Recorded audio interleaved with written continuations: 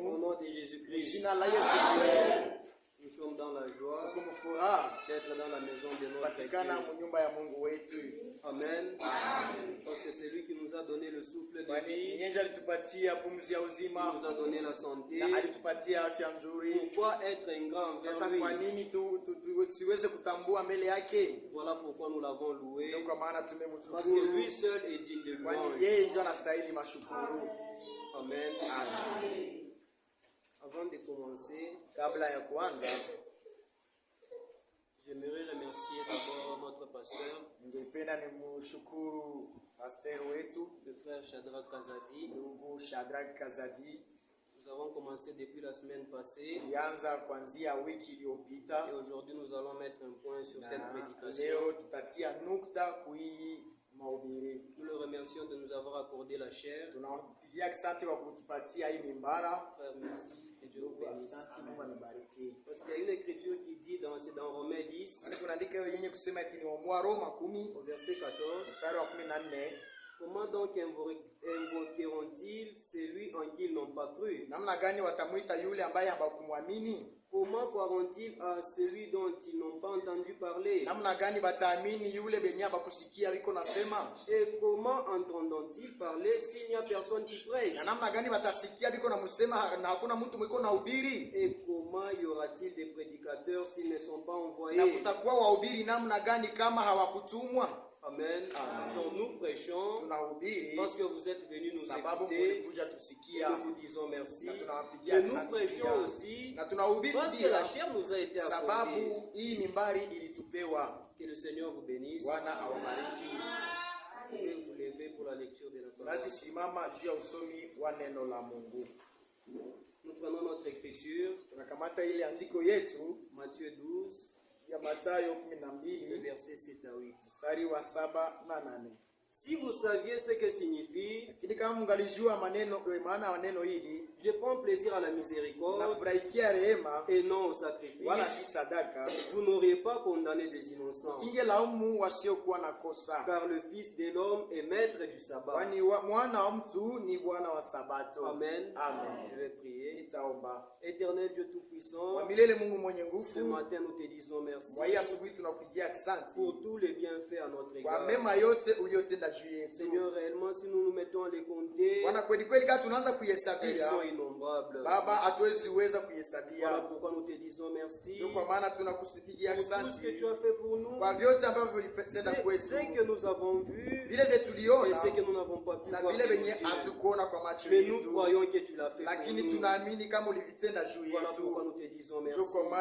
Maintenant, toi qui nous es réunis en ces lieux, c'est dans un but que tu nous as rassemblés ici. Et quiconque est ici ce matin, tu l'avais vu ici, Seigneur. Et nous te demandons que ce pourquoi tu nous as menés dans ta maison puisse s'accomplir en chacun d'entre nous. Ce que nous désirons dans nos cœurs, c'est de nous préparer pour ton avènement. Ce que nous voulons, Seigneur, c'est d'être agréable aussi longtemps que ton retour va tarder. C'est ainsi nous te demandons, Seigneur. Descends au milieu de nous ce matin, car tu dis tu es un Dieu terrible dans l'assemblée des saints, et que là où deux ou trois se rassemblent dans ton nom, toi tu es au milieu d'eux. Seigneur, descends au milieu de nous. S'il y a des malades parmi nous, Seigneur, s'il y a des malades parmi nous, c'est toi la guérison. Si Seigneur Jésus-Christ, il y en a qui sont liés, c'est toi le libérateur. S'il y en a, Seigneur Jésus-Christ, qui sont disposés à voir le Saint-Esprit, c'est toi le donateur. Seigneur, tu connais les besoins de nos cœurs, tant spirituels que physiques. Tu les exauces. Quand tu nous as dit demander, et demander en abondance, et je vous donnerai, afin que votre joie soit parfaite. Ainsi rend notre joie parfaite ce matin, et du début jusqu'à la fin sois avec nous. Assiste-moi, Seigneur, qui va parler. Assiste aussi mon frère qui va interpréter. Car nous nous abandonnons à toi. Et c'est au nom de Jésus-Christ que nous avons ainsi prié. Amen. le Seigneur vous bénisse. Depuis la semaine passée, nous sommes en train de parler sur un thème, si vous saviez. Amen. Et nous avons pu épingler plusieurs points.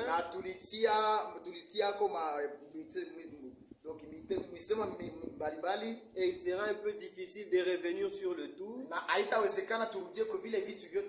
moins que le Seigneur lui-même nous dise de revenir dessus. Amen. Mais nous pouvons au moins rappeler ce que nous avons dit hier. Nous avons dit que nous sommes au temps de la préparation, car le Seigneur est à la porte. Amen. Et c'est la parole de Dieu qui nous prépare pour l'avènement du Seigneur. Amen. Comment est-ce que nous nous préparons? Lorsque nous écoutons la parole de Dieu, nous devons maintenant agir fidèlement à la parole de Dieu. Amen. À Josué, il a été dit, c'est dans Josué 1.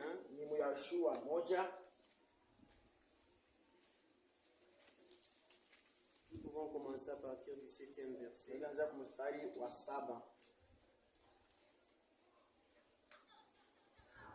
Fortifie-toi seulement et aie bon courage, en agissant fidèlement selon toute la loi que Moïse, mon serviteur, t'a prescrite. Ne t'en détourne ni à droite ni à gauche, afin que tu réussisses dans toutes tes entreprises. Que ce livre de la loi ne s'éloigne point de ta bouche. Médite-le jour et nuit pour agir fidèlement selon tout ce qui est écrit. Car c'est alors que tu auras du succès dans tes entreprises. C'est alors que tu réussiras. Amen. Nous voyons ici que si nous voulons réussir dans ce que nous entreprenons, Dieu nous a donné une condition, c'est de marcher conformément à sa parole. Et en plus de cela, nous sommes en train de nous préparer pour l'avènement du Seigneur. Quand est-ce que notre préparation sera achevée? Amen. C'est lorsque nous agissons fidèlement à la parole de Dieu. C'est alors que nous pourrons nous préparer. Amen. Mais maintenant, si vous saviez que se préparer consiste à écouter la parole de Dieu, consiste à agir conformément à la parole de Dieu. Amen. Pourquoi, lorsque nous écoutons la parole de Dieu, n'agissons-nous pas fidèlement? Amen. Pourquoi, lorsque la parole de Dieu est prêchée, au lieu de venir l'écouter, amen, nous restons à la maison, et pourtant, l'épouse de Christ est en train de se préparer. Amen. Si vous saviez réellement qu'à nous, c'est la Jérusalem céleste qui nous est promise. Amen. À Josué, les commandements qui lui ont été donnés, c'est pour qu'il entre dans un pays qui était sur la terre. Maintenant, si vous saviez, frères et sœurs, que notre préparation consiste non pas à voyager sur la terre, mais c'est de quitter la terre, aller vers le ciel. Maintenant, pourquoi, lorsque la parole de Dieu est prêchée, nous ne venons pas écouter? Amen. Nous voyons dans Hébreux 11, Abraham, lui qui avait vu le pays que Dieu a construit, écoutez ce qu'il est dit.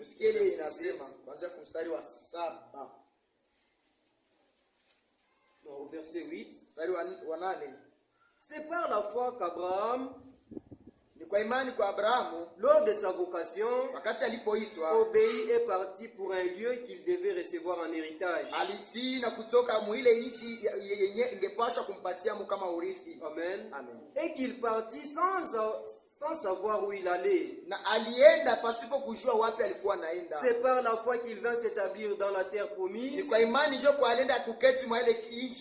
comme dans une terre étrangère, habitant sous des tentes, ainsi qu'Isaac et Jacob, les co-héritiers de la promesse, car il attendait la cité qui a des solides fondements, celle dont Dieu est l'architecte et le constructeur. Amen. Et nous savons que nous sommes fils d'Abraham par la foi en Jésus-Christ. Amen. Nous sommes fils d'Abraham.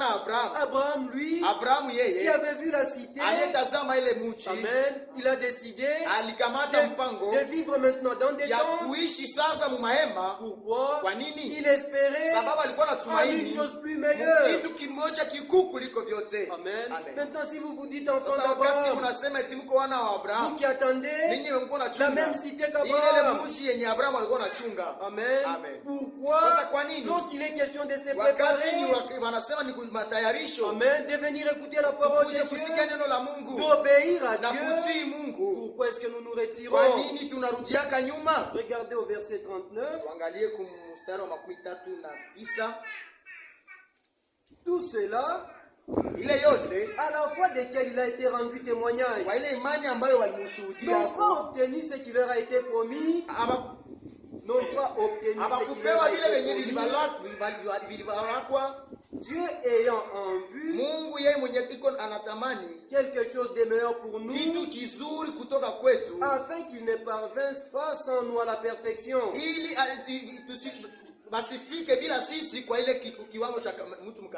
Amen.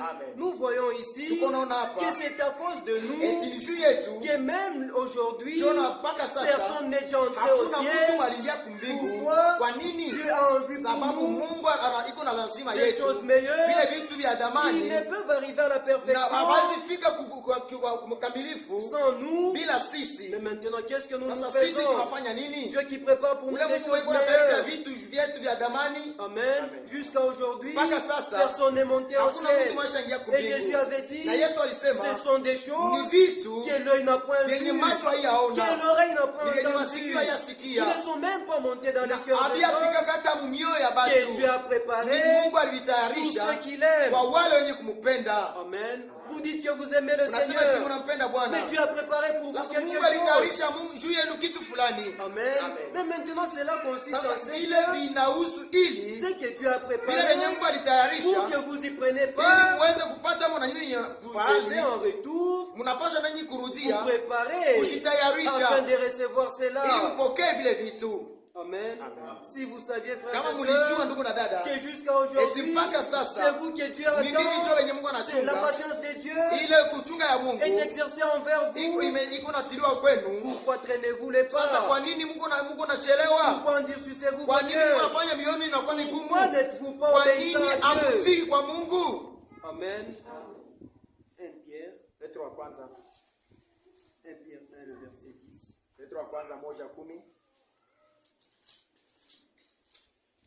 On nous dit, les prophètes qui ont prophétisé touchant la grâce qui vous était réservée ont fait de ce salut l'objet de leurs recherches et de leurs investigations.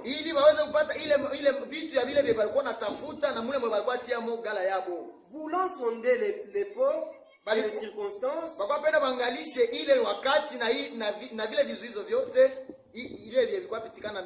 marqué par l'esprit de Christ qui était en eux et qui attestait d'avance les souffrances de Christ et la gloire dont elle serait suivie. Amen. Au verset 12, il leur fut révélé que ce n'était pas pour eux-mêmes. Amen. que ce n'était pas pour eux-mêmes, mais pour vous, qu'ils étaient les dispensateurs des choses, les dispensateurs de ces choses, que vous ont annoncé maintenant, ceux qui vous ont prêché l'évangile par le Saint-Esprit envoyé du ciel, et dans lequel les anges désirent plonger leur regard. Amen. Nous voyons ici que depuis le temps, les prophètes ont sondé les Écritures, ils ont fait des recherches dans les Écritures, voulant connaître de quoi s'agit-il concernant la grâce qui nous est accordée. Dans Habakkuk 1, le verset 5, Dieu avait promis, il avait dit: je ferai une œuvre, elle serait grandiose, que si on la racontait, personne ne croirait. Amen. C'est comme ça qu'il est aujourd'hui. Nous voyons des gens qui n'arrivent pas à croire que Dieu peut habiter dans un homme. Amen. Des gens n'arrivent pas à croire qu'un niveau peut devenir saint. Les gens n'arrivent pas à croire qu'un jour il y a des hommes qui vont quitter cette terre, qui vont aller au ciel. Amen.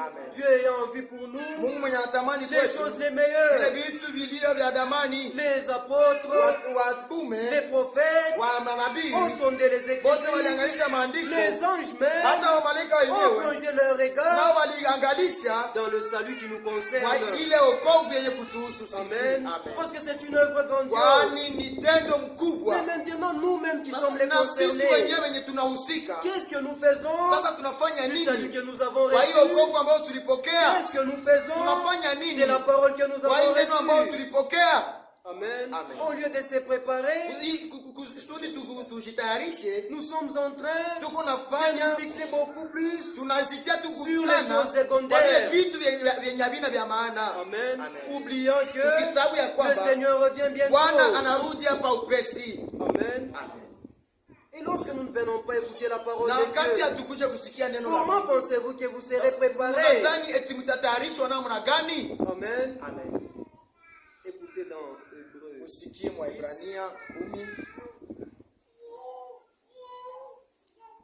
le verset 24.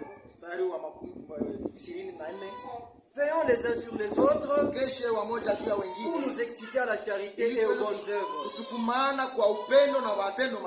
N'abandonnons pas notre assemblée comme c'est la coutume de quelques-uns, mais exhortons-nous réciproquement, et cela d'autant plus que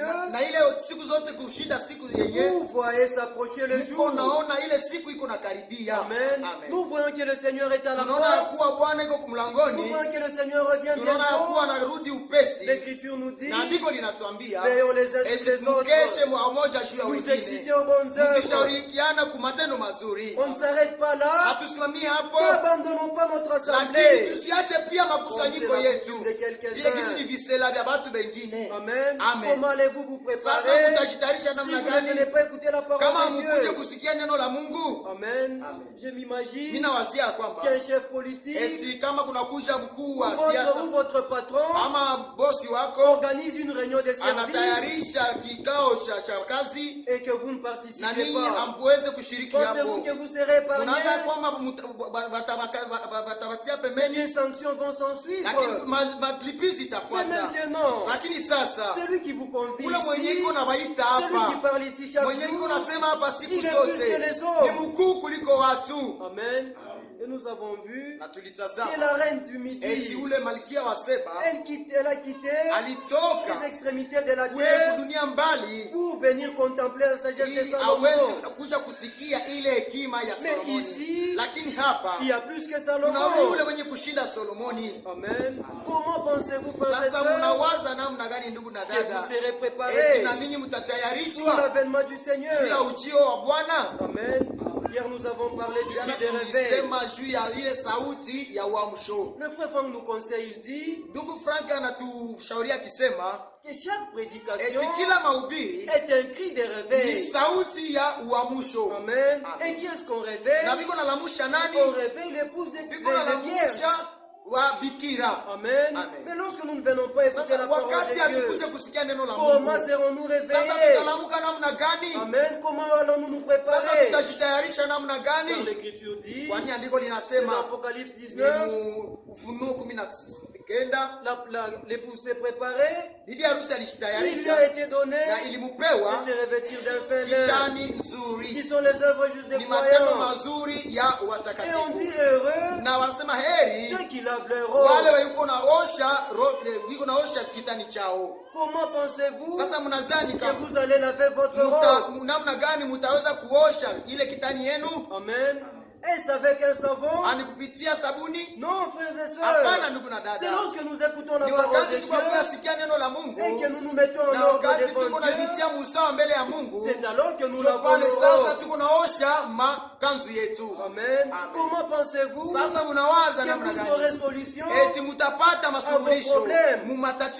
Que ce soit des problèmes physiques, encore des problèmes spirituels. Amen. La semaine passée, nous avons dit, aujourd'hui nous voyons des gens qui prennent à la légère la santé de leurs âmes.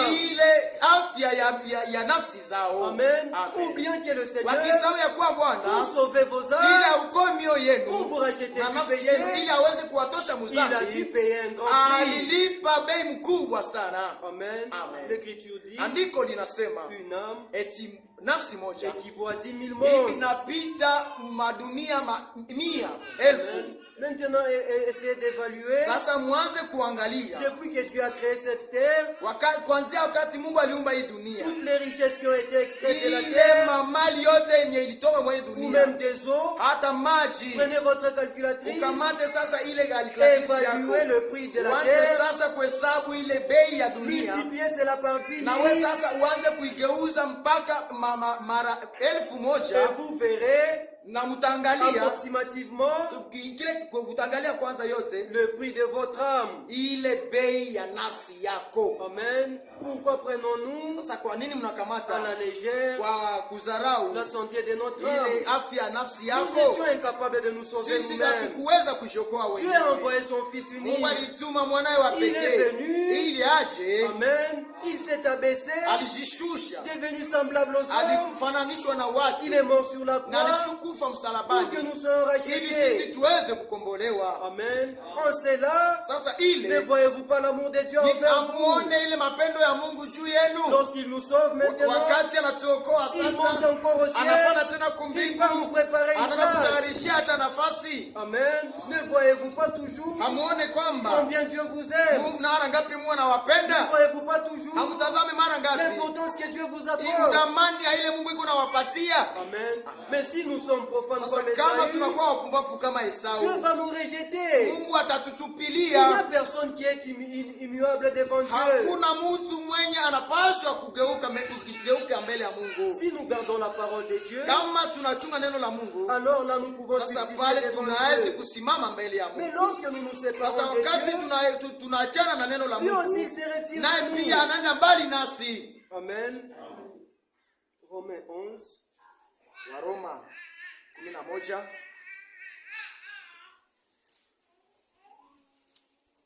Nous pouvons commencer à partir du verset 11. Je dis donc, est-ce pour tomber qu'ils ont branché? Loin de là. Mais par leur chute, le salut est devenu accessible aux païens afin qu'ils fussent excités à la jalousie. Or, si leur chute a été la richesse du monde, et leur amoindrissement la richesse des païens, combien plus en sera-t-il ainsi quand ils se convertiront tous? Amen. je vous le dis à vous païens, ninawaambia ninyi mataifa, en tant qu'apôtre des païens je suis, kama mtume wa mataifa niliye, je me glorifie de mon ministère, ninajitukuza juu ya huduma yangu, afin s'il est possible, hata kama inawezekana, d'exciter la jalousie de ces démarrages, niweze kuamsha wivu ya ile ya taifa langu, et d'en sauver quelques-uns. na kuokoa wamoja wao. Car si leur rejet Maana kama kutupiliwa a kwao été la réconciliation du monde, ilikuwa ni ujio kupatanishwa sasa ya dunia, que sera leur intégration? sasa itakuwa maana ngapi kuingia kwao? Sinon, Japo une vie d'entre les morts. ama ni uzima ndani ya lufu. Amen. Or si les prémices sont saintes, Sasa kama malimbuko inakuwa takatifu, la maslé aussi. hata kama na ile chipuko nayo itakuwa vile. Et si la racine est sainte, hata kama mzizi nayo inakuwa takatifu, les branches le sont hata aussi. mti nayo itakuwa vile. Mais si quelques-unes des branches Sasa kama ile miti ile katikati yao, matawi katikati ont yao été retranchées, iliweza kuongoa, et si toi, sasa na wewe qui pia étais un olivier wewe sauvage, ulikuwa mti ya tu as mzeituni été hanté par leur yenye place kujipanda kunafasi yao, et rendu participant à la na racine, uliweka ili uweze kupata kwa ile mzizi et de la graisse de l'olivier, na mafuta ya ile mzeituni, ne te glorifie pas au devant de ces branches. kujitukuza juu ya ile matawi. Si tu te glorifies, Kama unajitukuza, sache que ce n'est pas toi qui portes la ujue ya racine, kwamba haina wewe ndio unabeba mzizi, mais que c'est la racine qui te eti ni porte. mzizi ndio inakubeba. Amen. Tu diras donc, Utasema basi, les branches ont été retranchées, eti matawi iliongoa afin que moi je fusse hanté. ili na mimi niweze kupandwa. Cela est Ile vrai. ni mzuri. Elles ont été retranchées Baliongolewa pour cause d'incrédulité. sababu hawakuamini. Amen.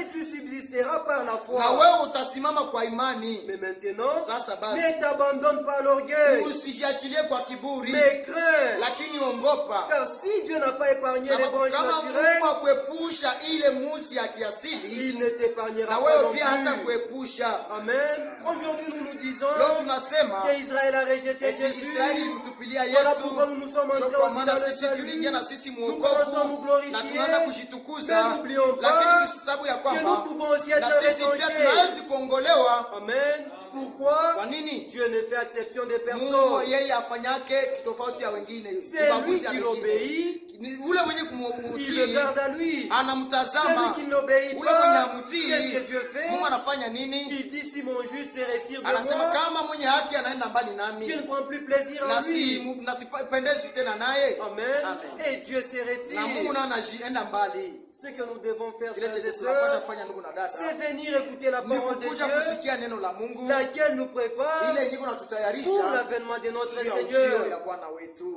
Amen. Retournons dans 1 Pierre où nous étions. Turudie Petro wa kwanza mule mwe tulikuwa.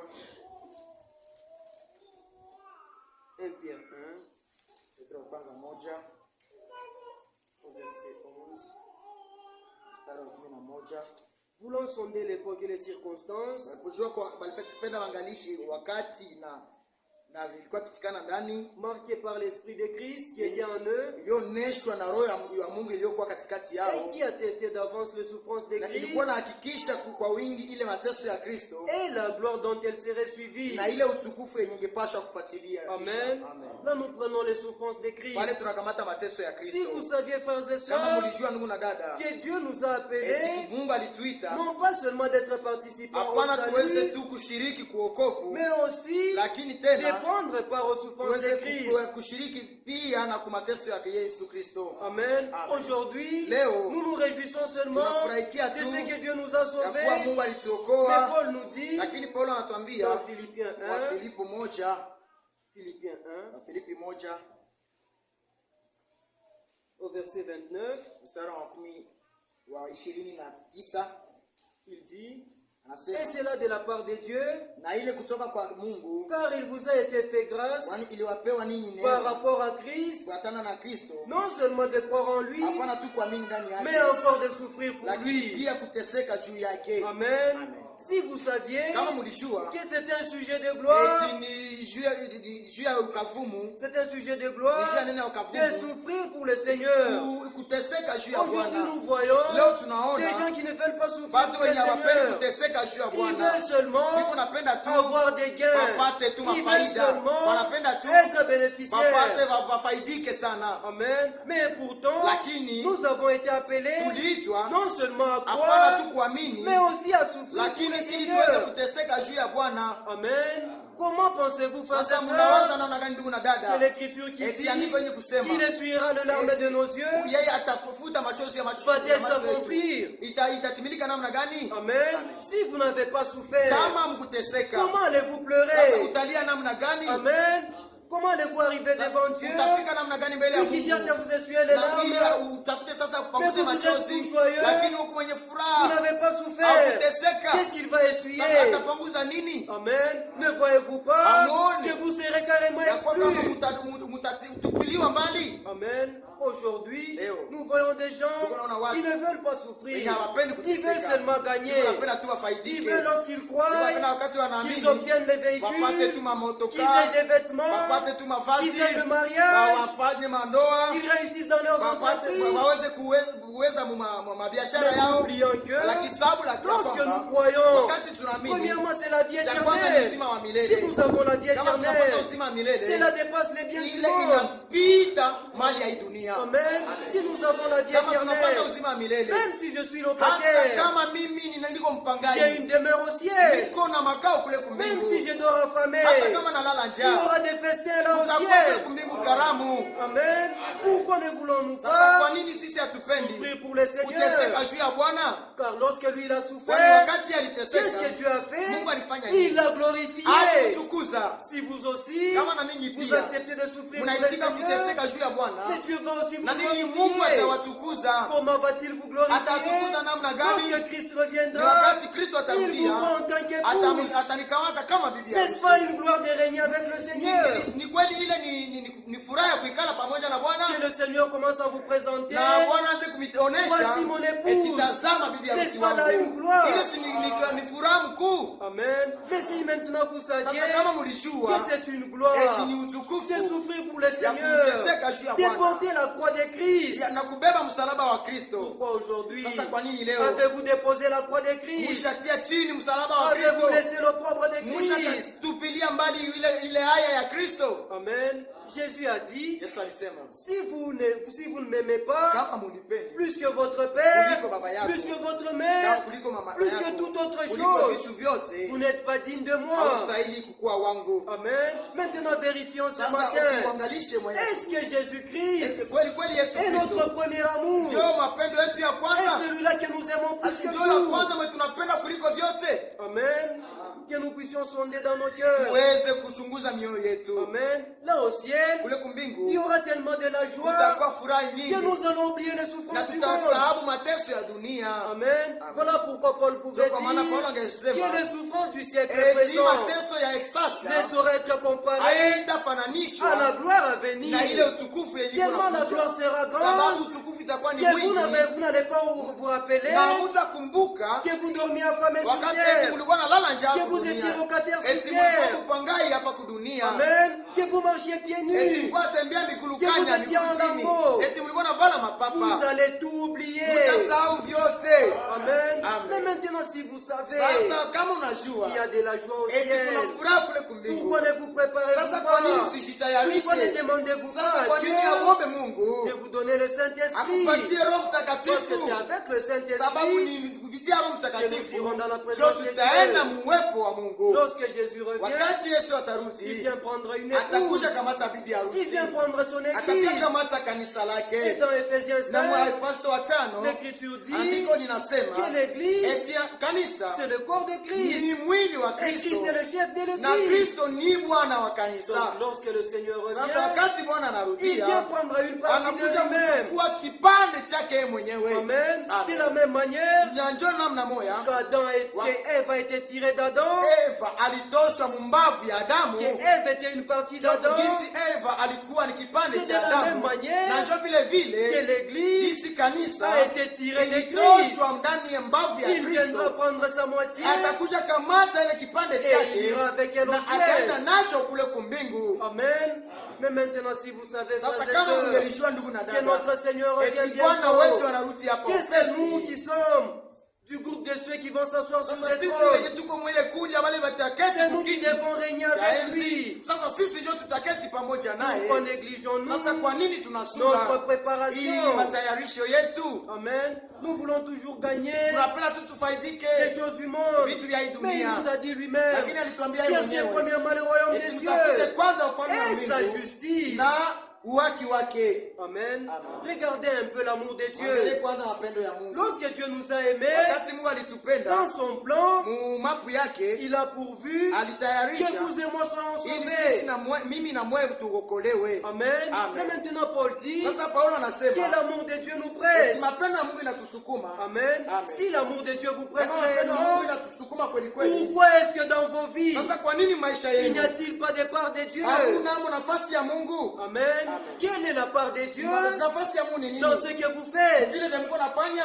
Amen. Amen. Dieu, lui qui nous a Mungu aimés, mwenye dans alitupenda son plan, mu mapu yake, dans tout ce qu'il a vile créé, vyote vya dans aliumba, tout ce qu'il a vile fait, vyote vya dans tout alifanya, ce qu'il a vile révélé, vyote vya nous sommes alifunua. participants. Sisi na sisi tuko washiriki Mais pia. maintenant, posez-vous la Sasa question. mjiulize Vous ndugu, qui dites que vous ninyi aimez Mungu Dieu, anasema eti mnampenda Mungu. où est la part de Dieu Sasa nafasi ya Mungu iko dans ce wapi? que vous faites? Vile vyenye Mungu La nafanya. part de Dieu dans votre Nafasi ya travail. Mungu mkazi La yenu. part de Dieu dans ce que vous Nafasi ya Mungu parlez. vile Mungu anasema. La part de Dieu dans votre Nafasi ya façon de Mungu vous habiller. ile namna yenu ya kuvaa. La part de Dieu Nafasi ya Mungu dans le témoignage que vous avez devant mwele le monde. mshuhuda yenye mko nayo mbele ya dunia. Amen. Quand Dieu lui nous a aimés, Wakati Mungu il a alitupenda, donné son Fils unique. alikuwa na mwana yeye wa Il a pekee. témoigné de lui Na alishuhudia que celui-ci eti est mon huyu Fils ni bien-aimé, mwanangu mpendwa, en qui j'ai mis toute mon ndani yake affection. nilitiamo upendo wangu. Mais maintenant, Sasa na vous ninyi pia qui êtes l'amour, qui êtes la manifestation de l'amour de wenye mko Dieu, kuoneshwa mapendo ya Mungu. où est la part de Dieu dans ce que Sasa vous nafasi faites? ya Mungu iko wapi mwenye Mungu Et quel est anafanya? le témoignage Na ushuhuda wa Mungu qui est rendu de vous? yenye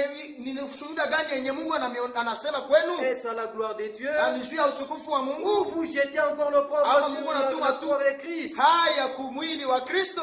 Amen. Aujourd'hui, nous voyons des gens Leo tuko naona watu qui sont en train de crucifier encore Christ. wenye liko naongeza kusulubisha Kristo mara ya pili. Amen. Et pourtant, Paul a dit, Wakati Paulo c'est alisema dans Galates 6, ni Galatia 6 le verset 14, mstari wa 14, il dit que j'ai crucifié le monde. eti niliweza kusulubisha dunia. Pour ce qui me concerne, Vile vile kunihusu, loin de moi la pensée de me glorifier. bali nami ile wazo ya kujitukuza D'autre chose que de la croix de notre ya Seigneur vitu vingine Jésus-Christ, kuliko ile msalaba ya Yesu par Kristo. qui le monde est crucifié Kupitia pour moi, yeye dunia ishasulubishwa comme kwangu, je le suis pour le vile monde. gisi na mimi nishasulubishwa kudunia. Amen. Amen. Le Seigneur revient. Bwana anarudi hapa Qu'est-ce qu'il upesi, vient faire? anakuja fanya Il nini? vient prendre Anakuja kamata l'épouse bibi qui harusi s'était acquise. yeye ule mwenye alinunua, Il vient prendre anakuja kamata ceux pour qui wale wenyewe il était mort lors de alikufiaka sa première venue. ile kukuja ile wakati ya Lorsque ushiriki wa Kristo kwanza. revient, Wakati Kristo Il ne atarudia vient pas encore mourir. hatakuja tena juu ya Mais kukufa il vient ya pili, prendre anakuja ceux qui ont kuchukua accepté wale wenye walimkubali, l'œuvre accomplie au bois du wale calvaire walikubali ile kazi iliyotimilika kwa qui se msalaba wa sont Kalvari, préparés beba walijitayarisha jusqu'à atteindre mpaka kufikia la stature de l'homme kiwango parfait. cha mtu mkamilifu. Amen. C'est ce que Christ revient Sio faire. kile chenye Kristo anakuja Il ne kufanya. revient pas encore mourir. Harudie tena kufariki mara Mais ya pili. maintenant, nous qui attendons le Lakini sisi wenye Seigneur, kumchunga Bwana, Amen, en attendant le Seigneur, tukimchunga Bwana, qu'est-ce que nous sommes en train de tuko faire? nafanya nini? Amen. Paul ici nous dit Paulo hapa qu'il anatuambia crucifie le monde en eti lui. yeye anasulubisha dunia ndani Et il est yake, crucifié même au monde. naye pia amesulubisha kwa dunia. Amen. Que le Seigneur nous aide, Bwana que tusaidie nous puissions comprendre ili tuweze que kuelewa. pour aller dans l'enlèvement, Sasa tuingie Mungu kwenye nyakuo, il nous faut d'abord croire, naomba kwanza tuamini, entrer dans le royaume de kuingia Dieu, ufalme wa Mungu, écouter la parole de Dieu, kusikia neno la Mungu, laquelle nous ile sanctifie. iko natutakasa. Il nous faut être scellés du Na naomba tuweze Saint-Esprit. kubatizwa na Roho C'est alors que Mtakatifu. lorsque Christ Sio kwa pale viendra, sasa wakati Kristo nous atarudia, pourrons aller avec na lui sisi dans pia pale sasa l'enlèvement. tunazienda sasa naye mu Amen. Aujourd'hui, nous ne sommes pas ignorants en ce qui concerne l'avènement du Seigneur. Nous savons que Jésus revient bientôt. Nous savons qu'il est mort à la croix. Mais nous avons dit que connaître ne suffit pas. La connaissance ne va pas vous sauver. Mais ce qui va vous aider, c'est de mettre foi dans ce que vous connaissez. Vous savez que Christ est mort. Croyez qu'il est mort pour vous. Faites-vous baptiser. Répentez-vous. Alors vous serez convertis. Vous entrerez dans le royaume des dieux. Vous savez que le Seigneur revient bientôt. Que l'heure est avancée. Qu'il est à la porte. Connaître seulement qu'il vient ne va pas vous aider. Ce qui va vous aider, c'est être prêt pour son avènement.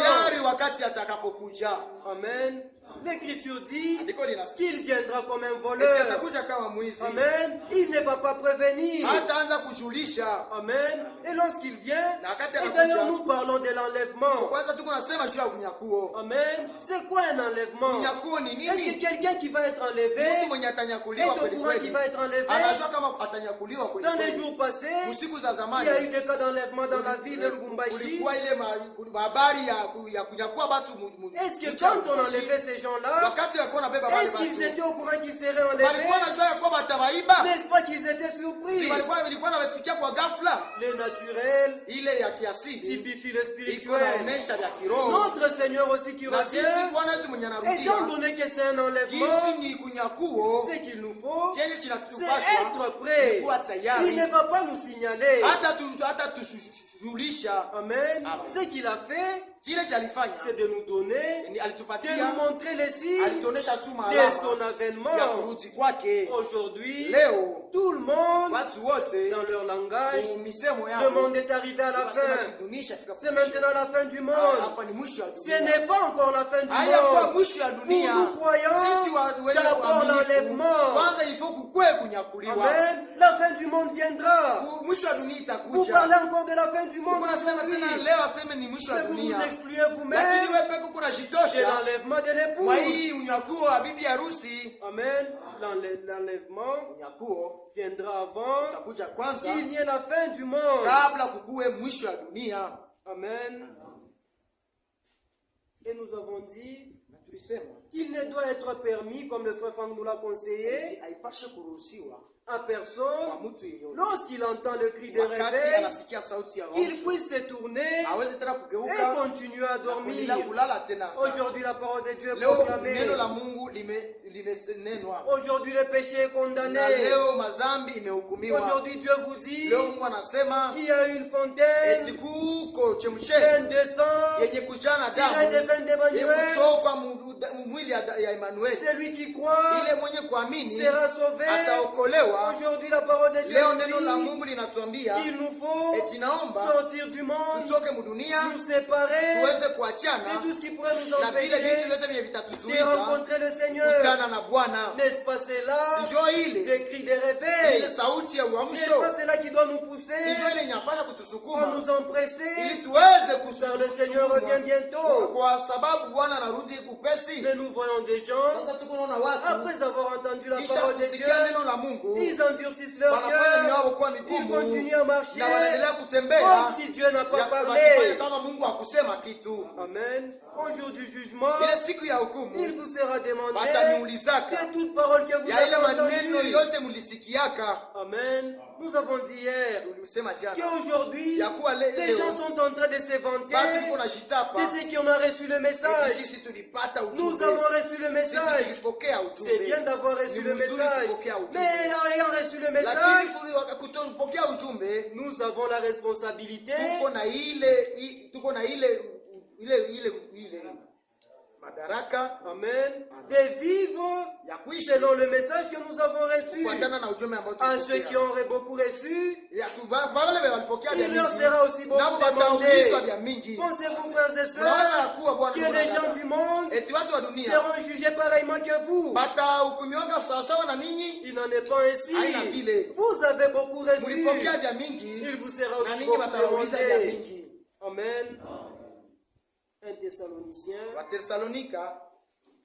le chapitre 4,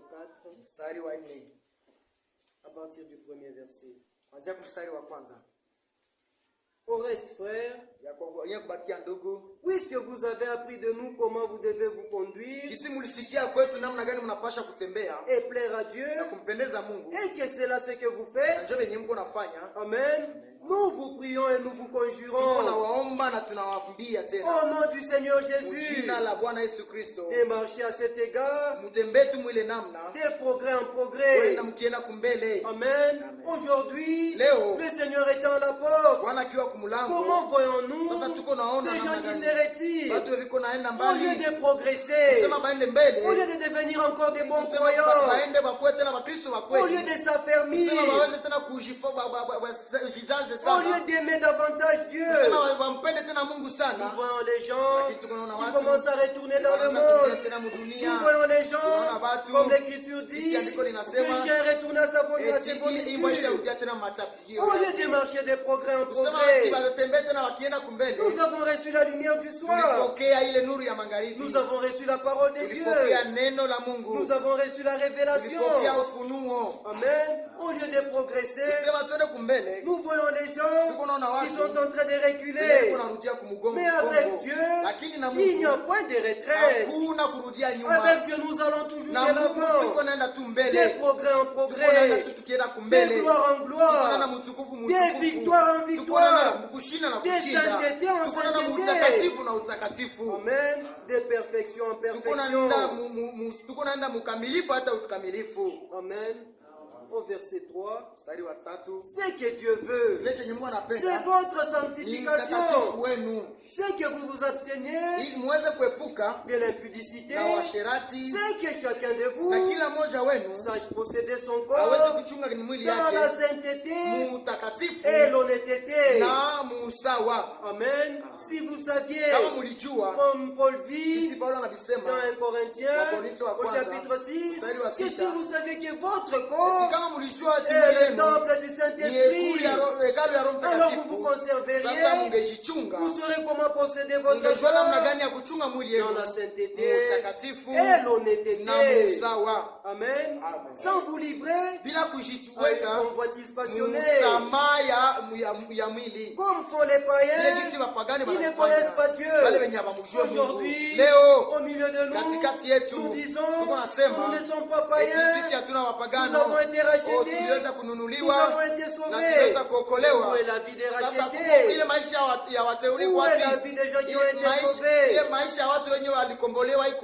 Amen. Lorsqu'on vous mettez vous et un païen, on commence à vous comparer la façon de parler, la façon de se vêtir, les désirs, les pensées. En quoi êtes-vous différents d'eux? Et pourtant, nous avons reçu la parole de Dieu, laquelle nous sanctifie, laquelle nous lave. Amen. Sans vous livrer à une convoitise passionnée, comme font les païens qui ne connaissent pas Dieu. Aujourd'hui, nous nous vantons de ce que nous connaissons Dieu. Connaître Dieu ne suffit pas. Amen. Mais nous devons croire en lui. Amen. Les démons aussi savent que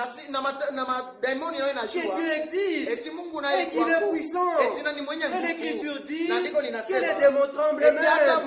Qu'est-ce qui fera la différence entre vous et les démons? C'est lorsque vous allez croire en Dieu. Qu'est-ce que ça signifie croire en Dieu?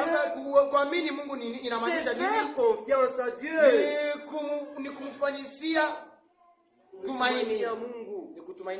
Amen. Lorsque vous faites confiance à Dieu, Dieu vous dit, Ne vous conformez pas au siècle présent. Amen. Ne vous livrez pas aux convoitises. Vu que c'est Dieu qui a parlé, la confiance, c'est que comme Dieu a parlé, c'est ça la vérité. Dieu ne doit pas me livrer aux convoitises. Vous lui faites confiance et vous marchez ainsi. Amen. Faites confiance à Dieu. Et marcher avec Dieu comme Abraham a marché avec lui. Amen. L'Écriture dit Abraham eut confiance à Dieu. Et c'est pour cela qu'on l'appelle juge. Amen. Vous voulez être juge, cela est bien. Vous avez un désir, mais cela ne suffit pas. Mais maintenant, comme Abraham, le père de la foi, faites confiance à Dieu. Amen. Regardez un peu Abraham. Tellement qu'il avait confiance en Dieu. Amen. Il était à mesure de vouloir même égorger son fils. Dans sa foi, Dieu va le ressusciter. Amen. Mais maintenant nous nous disons enfant d'Abraham. Oubliant que mais enfant d'Abraham, que celui qui a la foi en Christ. Amen. Vous vous disiez enfant d'Abraham, où est la confiance que vous mettez en Dieu? Amen. Vous dites que vous êtes enfant d'Abraham. Où est la confiance que vous accordez à Dieu? Lorsqu'on parle de l'enlèvement, cela sera fait selon que Dieu l'a promis. Avez-vous fait confiance à Dieu? Que Dieu va vous sortir de cette terre et vous amener au ciel. Lui avez-vous fait confiance? Comme Abraham lui a fait confiance. Dieu aujourd'hui sauve encore. Lui avez-vous fait confiance qu'il va expier vos forfaits? Amen. Aujourd'hui nous voyons des gens qui se posent des questions. Comment est-ce que je vais abandonner l'adultère? Comment je vais abandonner le mensonge? Comment je vais abandonner tel péché? Comment vais-je abandonner telle faiblesse? Mais Jésus lui l'a dit, venez à moi, vous tous qui êtes chargés et fatigués. Amen. Venez à Dieu. Il ne vous dit pas de vous décharger. Vous ne saurez pas vous décharger. Mais lui il a dit, venez à moi, vous tous qui êtes chargés et fatigués. Amen. Parce que avoir une charge est une chose, mais être fatigué de cette charge en est une autre. Si réellement dans votre cœur vous avez le désir d'être déchargé en ce qui concerne le péché, venez à Dieu. Pourquoi tardez-vous? Amen. Le salut est d'autant plus près de nous que lorsque nous avons cru, le Seigneur revient bientôt. Et Paul nous dit dans Hébreux 4 au verset 1 que personne ne paraisse être venu trop tard.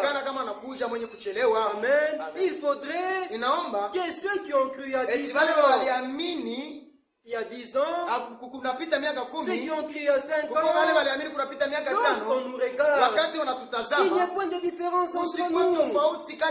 Pourquoi? Christ revient prendre une épouse qui est mature. Amen. Il ne vient pas prendre des bébés. Amen. Naître dans le royaume est une chose, mais grandir, devenir des fils, arriver à l'adoption, cela est une autre chose. Amen. Au verset 7 de 1 Thessaloniciens 4, c'est car Dieu ne nous a pas appelés à l'impureté, mais à la sanctification. Amen. Dieu qui nous a appelés, Paul dit, il ne nous a pas appelés à l'impureté, mais à la sanctification. Amen. Et l'église, na kanisa, le frère Branham dit, ndugu Branham anasema, église, eti kanisa c'est un groupe ni kundi qui a été appelé yenye iliitwa à sortir de quelque kutoka chose. mkitu fulani. Amen. Maintenant, ne voyez-vous pas Sasa amuone que Dieu nous a appelés ya kuwa Mungu à alituita sortir de l'impureté tutoke muchafu et de nous sanctifier. na tuweze kushitakasa. Amen. Aujourd'hui, nous voyons des gens Leo tuko naona watu qui disent que Dieu les a wenye appelés. wanasema eti Mungu Mais aliwaita. c'est bien, Dieu vous a Ni appelés. mzuri Mungu alikuita. Mais l'appel seul Lakini mwito tu ne convient pas. Parce haitoshi. qu'un appel Sababu mwito est suivi d'un mandat. inafuatanaga Un tu na appel ile kuitwa enferme un message. inakuwa na inasindikizwa tu na ujumbe. Lorsque Dieu vous a appelé, Wakati Mungu alikuita, qu'est-ce qu'il vous a dit? sasa alikuambia Je ne nini? peux pas, Siesi, j'appelle mon frère naita ndugu yangu, et je ne lui dis rien. lakini simwambie kitu. Dieu qui vous a appelé, Lakini Mungu alikuita. qu'est-ce qu'il vous a dit Yeye lorsqu'il vous a alikwambia nini appelé? wakati alikuita? Amen. Amen. Dieu nous a appelés, Mungu alituita. cela est bien. Ile ni mzuri. Mais il y a un message Lakini kuna ujumbe dans cet wa appel. ile mwito. Amen. Dieu nous appelle Mungu à anatuita quitter l'impureté, tutoke muchafu, à nous na tuweze sanctifier. kujitakasa. Amen. Mais maintenant, vérifiez Lakini aujourd'hui, sasa tuchunguze c'est leo. quel appel que vous Ni avez mwito gani yenye reçu. tulipokea? Aujourd'hui, Leo, vous vous dites Tunasema croyants, eti tuko waaminifu. vous êtes encore dans les choses du Lakini uko monde. mwitu tu ya Qui vous a dunia. réellement Nani appelé? walikuita kweli Ceux que kweli? Dieu a Wale wenye appelés. Mungu aliita. Le message qu'il leur a confié, Ile ujumbe c'est aliwapatia de se ni ya détacher kuweza kuachana des choses du na monde. vitu vyote vya dunia. Amen. Si vous saviez, frères et sœurs, Kama mlijua ndugu na quel dada, appel de Dieu, ya kuwa mwito ya Mungu, Dieu ne nous appelle pas Mungu atuite à kwa l'impureté, uchafu mais plutôt lakini à la sanctification. kwa utakaso. Et Paul dit, Paulo anasema recherchez la paix mtafute et la salama sanctification, na utakaso, sans laquelle bila ile personne ne verra hakuna Dieu. mtu mataona Ce Mungu. matin, Na mai nous asubuhi voulons être de ceux qui vont voir tunapenda tukue Dieu. muwale wenye Nous voulons être de ceux tukue muwale qui, lorsque Christ wakati reviendra, Kristo atakuja iront avec lui dans la wataenda gloire. naye mutukufu. Amen. Amen. Mais maintenant, comme nous voulons Sasa cela, sisi tunapenda ile qu'est-ce que nous avons à kile faire? chenye tunafanya pasha kufanya nini? Obéissons à Kutii Dieu. Mungu. Amen. Amen. Abandonnons nos voies. Tuache njia zetu, Car nos voies kwani njia ne sont zetu pas les voies de Dieu. haina njia ya Mungu. Dieu a dit, Mungu alisema, voici je mets devant toi tazama natia mbele deux yako chemins, njia mbili, la vie kuna et uzima la na mort. kuna ufu. Mais il vous conseille, Lakini anakupatia il nous shauri, dit choisissez la anatuambia vie. eti tuchague uzima. C'est vrai, nous avons le libre Ndio tuko arbitre. na ile uamuzi ya kuchagua, Amen. Amen. Mais Dieu nous lakini conseille Mungu de anatushauri choisir la vie. eti tuchague uzima. Amen. Dans Jean 4, Yohane 4, dans Jean 4, Yohane il 4, est parlé de la femme samaritaine anasema kwa mwanamke ule wa Samaria que Jésus avait rencontré au puits. Yesu alikutanaka kule kisima. Jésus demande à la femme de l'eau. Yesu anamuomba maji, Elle commence à lui expliquer des anaanza histoires kumwambia vitu dont il y a d'inimitié entre les Samaritains et les kuko Juifs. chuki kati yetu na Wayuda. Amen.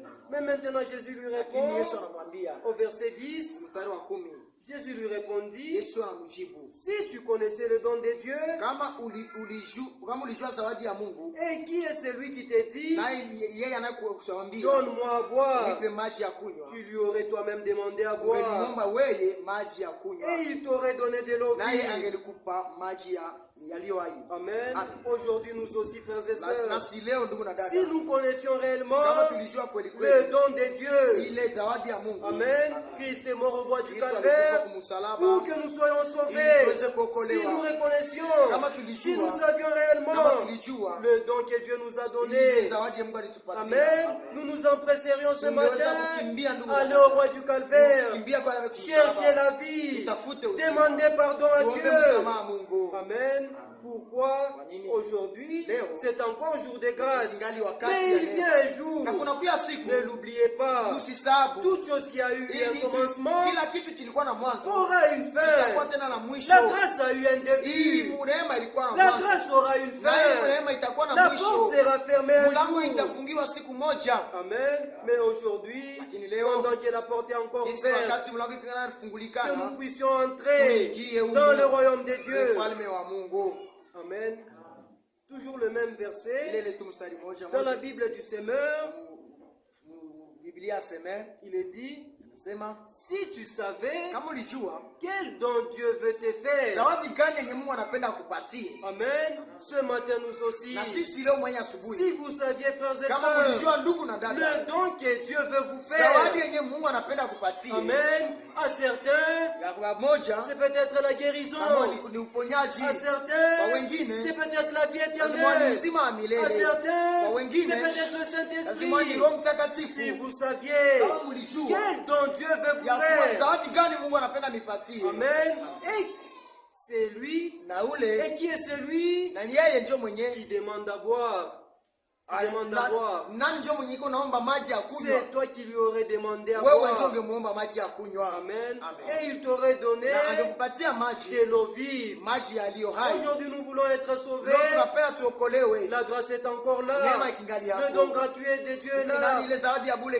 Dans Jean 6, le verset 23, on dit le salaire du péché, c'est la mort, mais le don gratuit de Dieu, n'est-ce pas la vie éternelle? Amen. Dieu nous donne la vie gratuitement. Mais aujourd'hui, nous voyons les gens effectuer des dépenses. Amen. Pour des choses qui ne construisent pas. Amen. Si vous saviez, frères et sœurs, que dans l'attente où nous sommes du retour du Seigneur, amen, l'église est poussée à être restaurée. Amen. Ramenée dans la foi des apôtres. C'était quoi la foi des apôtres? Ils avaient cru dans le don gratuit de Dieu. Ils croyaient dans l'avènement du Seigneur. Ils croyaient dans le don du Saint-Esprit. Nous sommes restaurés. Nous sommes ramenés. Et maintenant vérifions. Est-ce qu'après avoir été restaurés, après avoir été ramenés, avons-nous eu la foi qu'avaient les apôtres? La foi produit des œuvres. Amen. La foi des apôtres les a amenés au baptême du Saint-Esprit. La foi des apôtres les a amenés à l'obéissance de Dieu. L'Écriture dit, ils persévéraient dans la fraction des pains, dans la communion fraternelle. Amen. Ils persévéraient dans les enseignements. Mais maintenant, nous qui avons été restaurés, en quoi est-ce que nous persévérons? Amen. Lorsque nous nous regardons, en quoi est-ce que nous persévérons réellement? Est-ce dans les choses du ciel? Est-ce dans les choses du monde? Paul a dit, c'est lui qui sème pour la chair, moisson de la chair, la corruption. Mais celui qui sème de l'esprit, il moissonnera de l'esprit la vie éternelle. Amen. Maintenant regardons de quoi est-ce que nous sémons? De la vie éternelle ou soit de la corruption? Amen. Mais si nous savions, frères et sœurs, qu'au temps où nous sommes, c'est encore possible que nous puissions s'aimer pour l'esprit, que nous puissions investir dans le royaume de Dieu, donner notre vie à Christ, revenir à la foi de nos pères apostoliques. Ce matin, ne quittons pas cette salle comme nous sommes entrés. Amen. Lorsque nous venons devant Dieu, il y a deux choses qui se produisent. La première, c'est soit nous sommes bénis. La deuxième, soit nous sommes maudits. Amen. Mais nous croyons que nous sommes des ceux qui, lorsqu'ils viennent dans la présence de Dieu, ils reçoivent les bénédictions. Amen. Lorsque nous venons devant Dieu, soit nous nous approchons de plus encore de lui, soit nous nous éloignons de lui. Amen. Ce matin, approchons-nous de lui. Ses bras sont largement ouverts.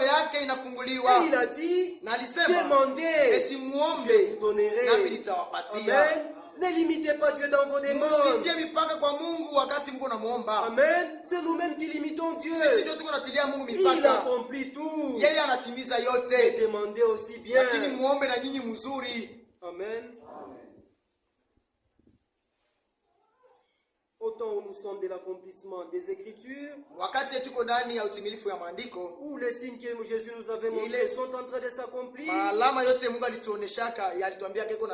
au lieu que le peuple de Dieu puisse se ranger derrière la parole de Dieu, comme Paul dit, c'est dans Romains 13, au verset 12, la nuit est avancée, le jour approche. Dépouillons-nous donc des œuvres des ténèbres et revêtons les armes de lumière.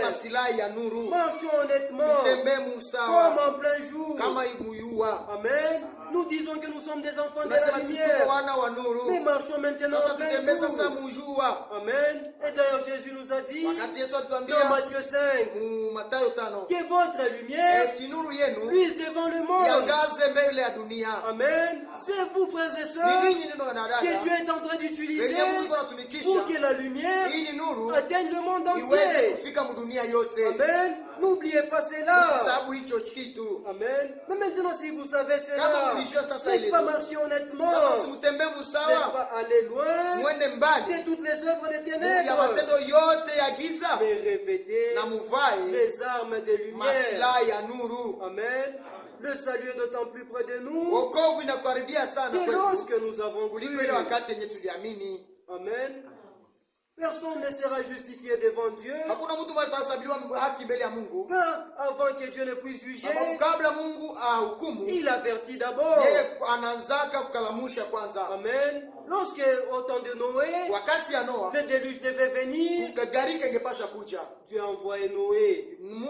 Noé a prêché. Noé a prêché, avertissant le peuple. Mais qu'est-ce que le peuple faisait? Il s'est moqué de Noé. Amen. Mais lorsque le temps de Dieu s'est accompli, Noé est entré et Dieu a fermé la porte.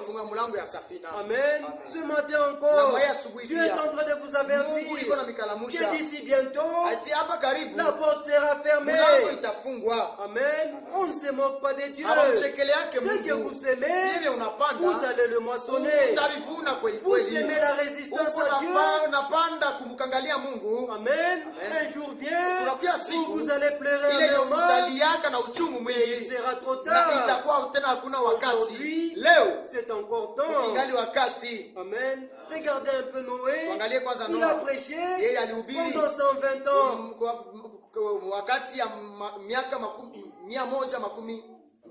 La même prédication pendant les 120 ans. Et il continue à prêcher. Il y aura la pluie, entrez dans l'arche. Il y aura la pluie, entrez dans l'arche. Et sûrement, les gens s'étaient habitués à ce message. Comme les chrétiens d'aujourd'hui, ils se sont habitués à ce qu'on leur dit que le Seigneur revient bientôt. Mais nous allons continuer à vous dire que le Seigneur revient bientôt. Mais n'oubliez pas, la porte sera bientôt fermée. Amen. C'est dans votre avantage que vous entriez. Regardez un peu tout ce que Dieu est en train de préparer. C'est pour vous et moi. Amen. Si vous ratez l'enlèvement, qu'est-ce que Dieu lui va perdre? Si vous allez en enfer, qu'est-ce qui va changer en Dieu? Il va demeurer Dieu. Mais lorsque vous ne croyez pas, quelque part, Dieu a des témoins. Comme Paul l'a dit dans Romains 11, il y aura toujours un reste. Il y aura toujours des témoins. Ceux qui vont garder sa parole, ceux qui vont accepter de se ranger derrière la parole de Dieu. Amen. Le Seigneur revient, mais les gens se sont habitués à des avertissements. Amen. C'est devenu maintenant une habitude. Et il y en a même qui sont allés trop loin. Même parmi les frères et sœurs, ils se moquent de l'avènement du Seigneur. Ils disent dans leur langage, le bientôt de Jésus. Comment cela est-il possible, frères et sœurs?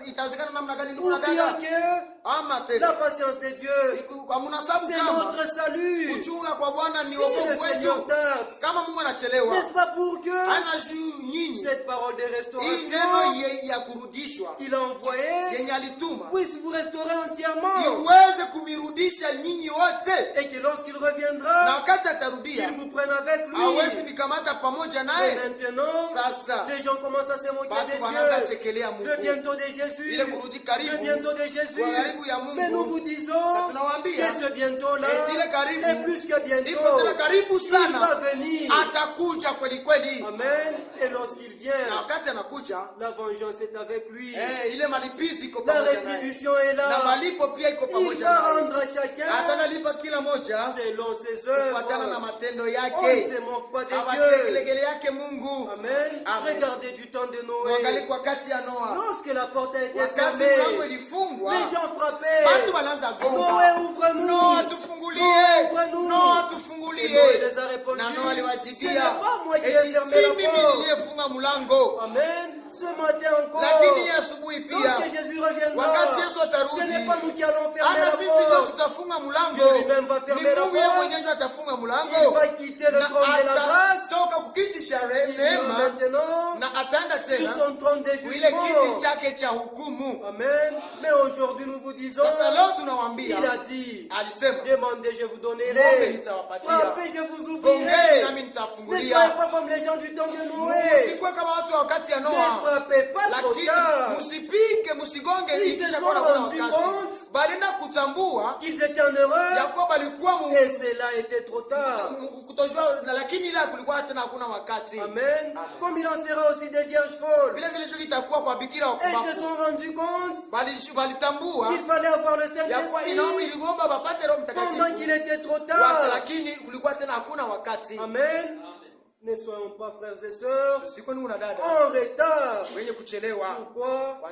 Le Seigneur revient bientôt. Dans Ésaïe 55,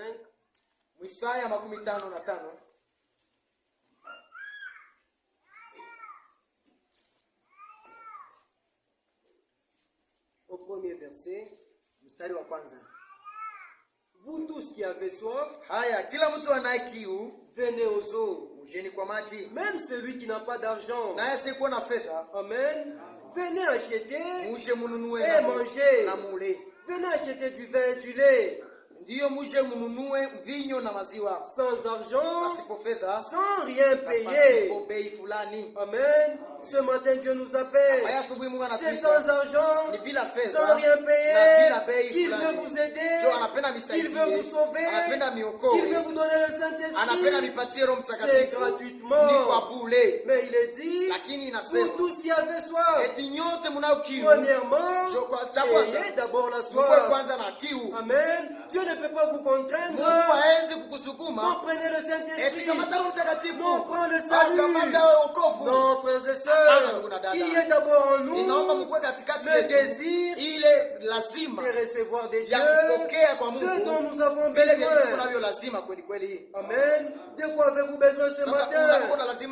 Mais venez à Dieu. Amen. Au verset 2. Pourquoi pesez-vous de l'argent pour ce qui ne nourrit pas? Pourquoi travaillez-vous pour ce qui ne rassasie pas? Écoutez-moi donc, et vous mangerez ce qui est bon, et votre âme, amen, se délectera de mes succulents. Amen. Qu'est-ce que Dieu nous dit? Ce que nous avons à faire aujourd'hui, c'est de venir à lui lorsque nous avons soif, afin de recevoir de lui, amen, ce qu'il a préparé pour nous. Si vous saviez, frères et sœurs, qu'il faut chercher Dieu lorsque nous avons soif de lui, comme il est écrit dans le psaume 42, David dit, Daudi anasema, comme une biche soupire auprès des eaux, jinsi ayala anakimbia kufuata maji, mon âme soupire auprès na de mimi toi, nafsi yangu Dieu. iko nakimbia kufuata Si vous Mungu. aussi, frères et Na sœurs, ninyi kama ndugu na dada, vous cherchez Dieu, kama mnamtafuta Mungu, vous n'allez le trouver nulle hamuta part mpata fasi que ingine dans sa parole. mpaka tu muneno Alors, lake. ce que vous avez à Sasa kile faire, cha mnapasha kufanya c'est de ni venir. kukuja. Et il a dit, Na alisema, écoutez-moi donc, msikie basi, écoutez la parole de msikie Dieu, neno la Mungu, écoutez la voix du bon msikie berger. sauti ya mchungaji mwema. Amen.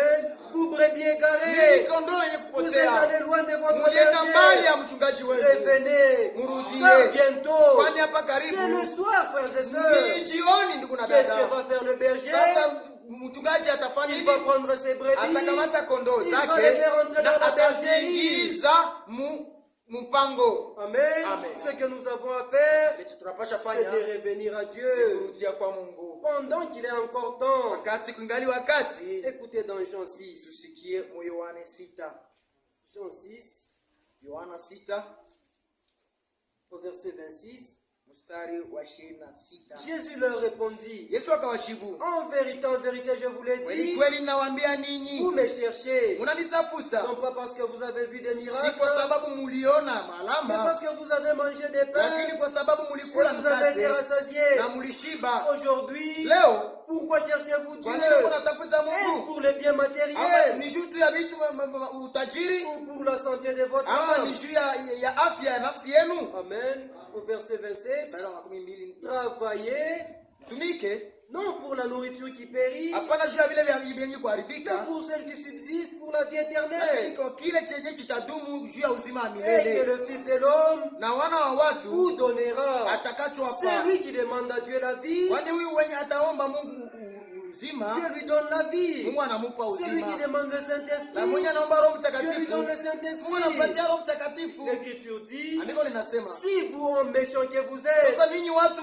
mulio wabaya, donnez des bonnes choses à vos mnapatiaka enfants, vitu vizuri wana wenu, combien plus sasa mara ngapi votre Père Céleste Baba yenu wa kumbingu donnera-t-il le atawapatia Saint-Esprit Roho à Mtakatifu ceux qui le lui kwa wenye demandent? wiko na muomba? Amen. Si vous ne recevez pas, Kama c'est mupokee parce que vous ne demandez sababu pas. hamuombi, Ou alors, ama tena vous demandez munaomba mal. mubaya. Amen. La voie pour obtenir quelque chose à Dieu, Njia ya kupokelea kitu kwa Mungu, c'est que premièrement, cha kwanza que nous ayons tupate le désir. ile lazima. Jusqu'à aujourd'hui, Mpaka sasa, jusqu'à ce matin, mpaka hii asubuhi, le Seigneur exauce. Mungu akingali na jibu. Amen.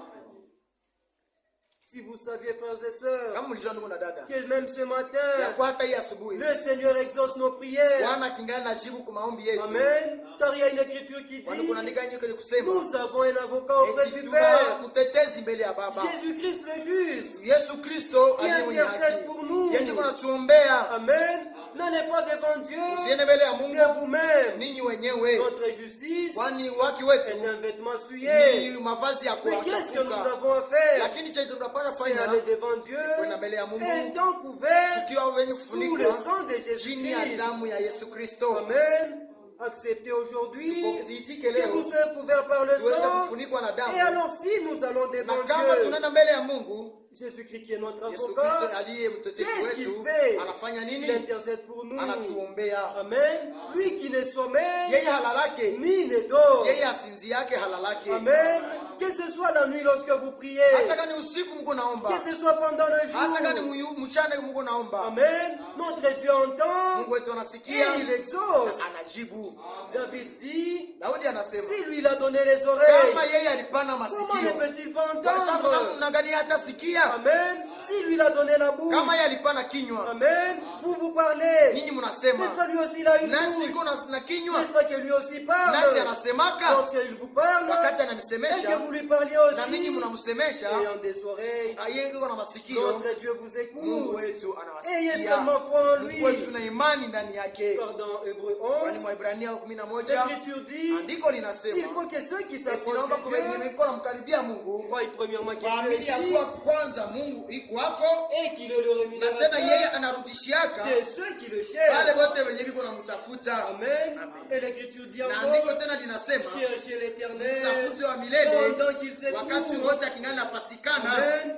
Et dans Acte 7, Na Matendo 7 là, Étienne qui parlait, qui est en train de parler à ses frères juifs, il dit que lorsque nous cherchons Dieu, quoi que c'est en tâtonnant, il se laissera trouver. Amen. Vous continuez à chercher Dieu jusqu'à ce qu'il vous réponde, jusqu'à ce qu'il se laisse trouver. Amen.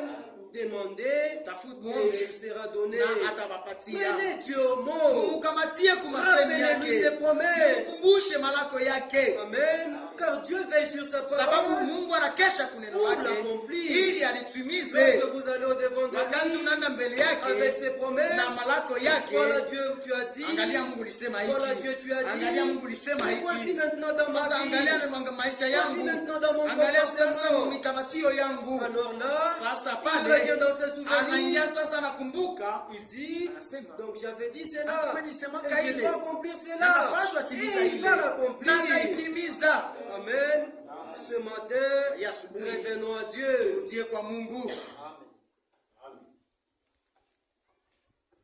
Hébreux 6. Nous avons parlé hier des gens qui s'excluent eux-mêmes du royaume de Dieu.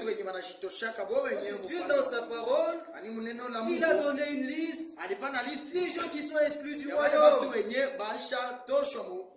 Mais Dieu lui veut, il dit, ce que je veux, ce n'est pas que le pécheur meure, mais qu'il revienne de ce voie, qu'il se répande. Pourquoi aujourd'hui, ce matin, êtes-vous encore sur la liste des exclus dans le royaume? Amen. Si vous vous perdez, c'est de votre faute. Car Dieu lui a parlé, Dieu lui veut que vous soyez sauvés. Amen. Ne soyons pas de ceux qui sont exclus du royaume.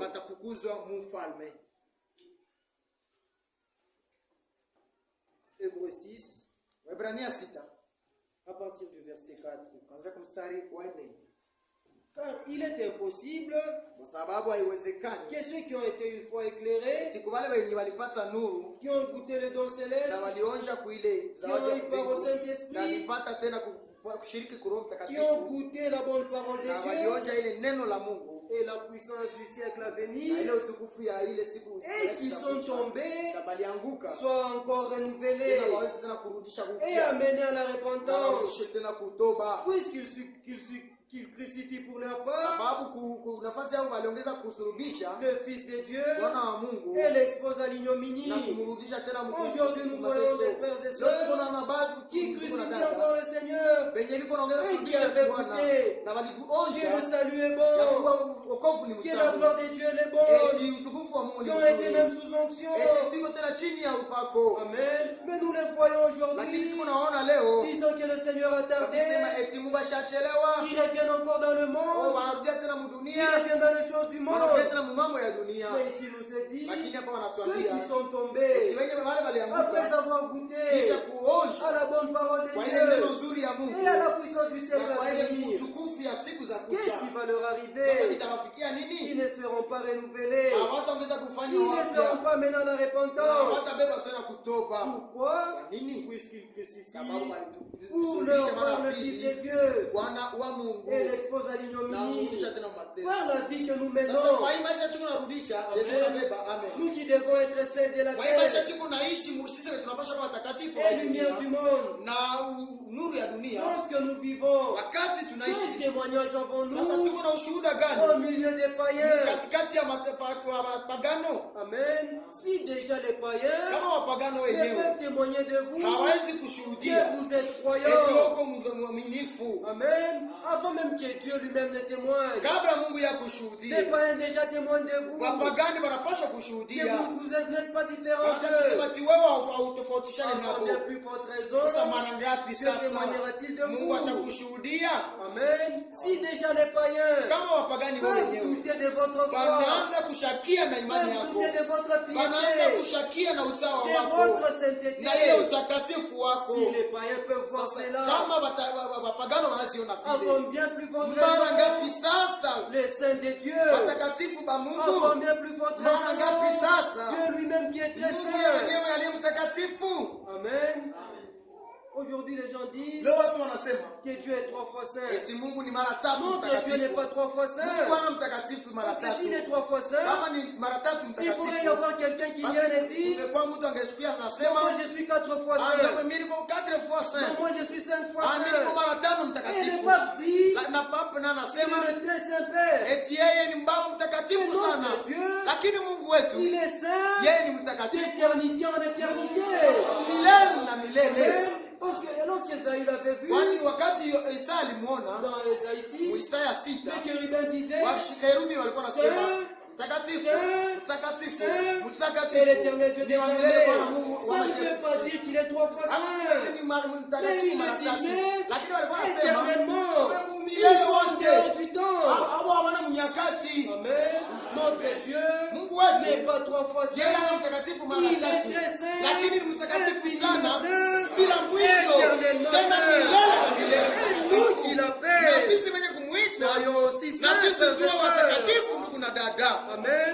Aujourd'hui, c'est possible d'être saint. Comment serions-nous saints? Le sang de Jésus-Christ nous sanctifie. Amen. Revenons à Dieu. Car aujourd'hui, le salut est d'autant plus près de nous que lorsque nous avons cru. Amen. Vous entendrez les gens aujourd'hui dire que non, moi ici que vous voyez, la parole que j'avais entendue, non, elle était bonne. Et vous là-bas on prêche bien. Amen. Vous reconnaissez la vérité. Mais qu'est-ce que vous faites après avoir entendu la vérité? Vous vous détournez de la vérité.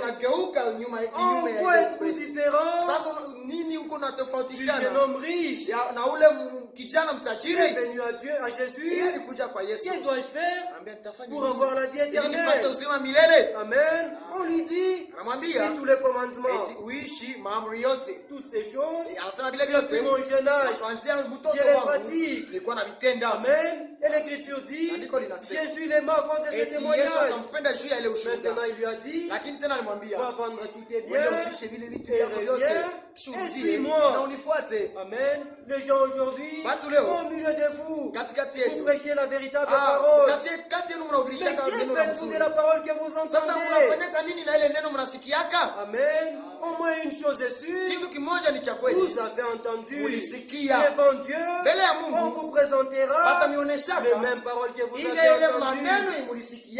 Amen. Le jeune homme riche, à cause des richesses qu'il avait, il est parti tout triste. Amen. Comme nous voyons aujourd'hui les gens qui sont riches en mensonges, riches en ivrognerie, riches en impudicité, riches dans les calomnies. Lorsqu'on leur présente la parole de Dieu, voilà frère, croyez, répondez-vous, vous aurez la vie éternelle. Ils repartent tout tristes. Que j'abandonne seulement la bière, que j'abandonne le vol. Ils repartent tout tristes.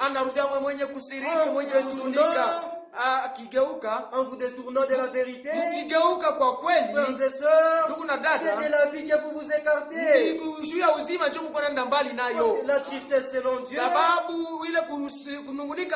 elle conduit à la repentance. Et lorsque vous vous attristez selon le monde, Dieu lui vous dit, arrêtez telle chose, ne faites pas ceci, ne faites pas cela.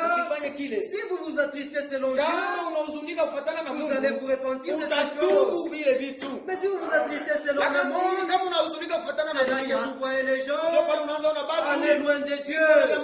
Que non, dans votre église, on parle que de mon péché, on parle que de ma vie, on parle que mes cités, oubliant que c'est le Saint-Esprit qui sonde les cœurs, qui vous voit où vous êtes et qui veut que vous vous répandiez.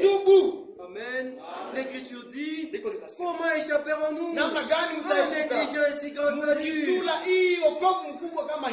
Amen. Si ceux qui se sont détournés après avoir entendu la voix qui sortait de la montagne et n'ont pas été épargnés, comment serons-nous épargnés si nous refusons d'entendre celui qui parle aujourd'hui. Ule mwenye unasema leo. Au des cieux. Kule kutokea kumbingu. Amen. Comment allons-nous échapper? Namna gani tutaepuka? Ndugu na dada. Nous n'allons pas échapper. Hatutaweza kuepuka. Mais il y a une façon d'échapper. Lakini namna moja tu ya Pendant qu'il kuepuka. est encore là. Wakati neema ikingali hapo. Pendant que Dieu supporte Wakati encore. Mungu akingali na Pendant kutuvumilia. que le sang de Jésus Wakati damu ya Yesu couvre encore le monde. ikingali nafunika dunia. Amen. Pardon, 1 Jean. Kwani Yohana wa kwanza. Jean dit Yohana que anasema le sang de Christ eti damu ya il a été Kristo versé pour ilimwangwa l'expiation de nos juu péchés. ya usamehe wa Et dhambi même zetu ceux du monde entier. na watakatifu wa dunia yote. Même ceux du monde Hata wale entier. wote wa dunia Et yote. lorsque Jésus viendra, Hata wakati Yesu la atakuja, colère de Dieu s'abattra sur le monde. kasirani ya Mungu itaanguka kudunia. Pourquoi cela? Kwa nini Il ile? ne sera plus grâce. Sababu hakutakuwa Le tena sang ne sera neema plus na damu haitakuwa hapo. sur l'autel de Dieu de Haitakuwa tena l'autel. pale kwa sababu ya Mungu. Amen. Mais aujourd'hui, Lakini leo pendant que le sang est encore wakati damu là, kingali hapo, revenons frères et sœurs turudie tena ndugu na à dada, Dieu qui nous aime. turudie kwa Mungu mwenye kutupenda. Amen. Osée 6. Hosea 6 Le premier verset. mstari wa kwanza. Venez, Joni, retournons à l'Éternel, turudie kwa milele, car il a déchiré, kwani alipapusua mais il nous guérira. lakini atatuponya, Amen. Il a frappé, alipiga mais il bandera nos plaies. lakini atatengeneza tena vidonda vyetu. Amen. Nous devons savoir Tunaweza kutambua ya que kwamba Dieu Mungu ne répond que ses enfants. yeye anajibiaka tu batoto bake, Amen. C'est comme dans le charnel, ni hata mkimwili. lorsque vous voyez Wakati unaona un enfant qui mwana n'est pas le mwenye vôtre hana mwana wako commet une faute, anafanya kosa, ce qui est bon, kile chenye ni c'est kizuri d'aller vers ses parents. unataka kwa wazazi Voilà, yake, il a fait telle nambia chose. mtoto wako alifanya Eux-mêmes hiki, sauront quoi faire wewe de watajua lui. kile cha kufanya juu ya Et mtoto wako. regardez, Na muone lorsque vous frappez cet lakini enfant, wakati unapiga yule mtoto, comment leurs parents angalia réagissent. kisi wazazi yake Dieu wanafanyaka, aussi, na si Mungu il wetu vient, na il anakuyaka répond ses enfants. anakemea watoto wake. Amen. Et ici, Osée dit, Na hapa Hosea anasema retournons à eti l'Éternel. turudie kwa Car il milele, a déchiré, kwani alipasua mais il nous guérira. lakini atatuponyesha, Il a frappé, alipiga mais il nous na ataponya bandera. tena vidonda vyetu. Amen. La solution est là. Suluhisho iko La hapo. solution, Suluhisho c'est de revenir à ni Dieu. ya kurudia kwa Bwana. Mais aujourd'hui, Lakini leo fort malheureusement, ya kushangaza il y a encore des gens kuko tena qui batu rejettent l'appel de Dieu. wenye liko natupilia Qui uwezo wa endurcissent Mungu, encore leur liko cœur. nafanya mioyo inakuwa migumu. Amen. La parole est prêchée. Neno linahubiriwa, Eux-mêmes, ils se sont fixés lakini bo wenyewe wanaanza kujipangia un temps où ils vont wakati croire. yenye bataaminiaka Comment hapo. cela est-il possible? Sasa ili inawezekana je? Or, c'est l'esprit qui nous Wakati convainc. ni roho ndio Lorsque inatushuhudiaka, vous vous dites, wakati unasema non, moi je vais eti croire amini taamini seulement en un temps fixé, wakati fulani, seulement lorsque tel prédicateur va wakati mhubiri prêcher. fulani atahubiriaka, Lorsque vous faites cela, wakati unafanya vous vile allez vous convaincre wewe peke vous-même. utaanza kujishuhudia wewe moya, Amen. Et ce dont vous allez vous na convaincre vile sasa utaanza ne jishuhudia, va pas vous mener à la vie. haitanipatia uzima. Amen. Parfois aujourd'hui nous voyons Ndio tunaona watu des gens qui disent, niko nasema non, moi j'ai vécu du temps de eti Jésus. kama mimi ningekuwa kule wakati ya Yesu, Non, lorsqu'on les crucifiait, wakati walikuwa wanamtia msalaba, j'aurais plaidé. mimi ningeanza kumsemea. Lorsque les gens le fuyaient, Wakati watu walikuwa moi je mkimbia, l'aurais mimi suivi. ningeanza kumfuata. Lorsque Pierre l'a Wakati régné, Petro alimkataa moi je ne kana, l'aurais pas régné. mimi singemkana. C'est bien lorsque vous dites cela. Wakati kuna Mais sema vous oubliez que lakini unasahau kitu, aujourd'hui encore, eti leo Jésus pia est vivant. Yesu ni mzima, Aujourd'hui encore, na leo la pia parole de Dieu, neno la Mungu elle est liko permanente. tena kwa hai, Amen. Vous n'êtes pas différents de ceux qui hautofautishane ont crucifié na wale wenye Jésus. walimsulubisha Vous n'êtes pas Yesu, différents de hautofautishane ceux qui ont régné na wale wenye Jésus. walimkana Yesu. Amen. Vous n'allez pas dire, moi j'étais du temps de Kama Jésus. nilikuwa kwa wakati ya Mais Yesu, aujourd'hui où nous lakini sasa nous alifika sommes au temps kikomo, de la tuko grâce. wakati ya Et neema. c'est qui accorde la grâce? C'est qui apporte la Sasa grâce? ule mwanapandaka roho N'est-ce na pas Jésus qui neema, apporte si la Yesu grâce? ndio anapana neema. Amen. Amen. Les gens disent Watu wanasema que non, si c'était moi, kama ingekuwa mie, je n'allais pas persécuter. mimi singeweza tu Moi, si kumtesa. c'était moi, Kama ingekuwa je mie, n'allais pas crucifier. singeweza hata Mais kumsulubisha. vous oubliez Kuna sababu ya que par kwamba votre façon de kufuatana ile vivre, namna yako ya vous êtes en kuishi, train de régner uko unamkana Christ. Kristo, Par votre façon de kuna namna yako ya vivre, kuishi, vous le crucifiez uko encore. unamsulubisha tena. Amen. Nous devons revenir à Dieu. Au lieu de crucifier Christ, crucifions plutôt le monde. Tiens-nous à assujettir nos corps. Amen. Nous devons avoir le même témoignage que Dieu a eu de son Fils, qu'il prenne en nous le plaisir. Amen.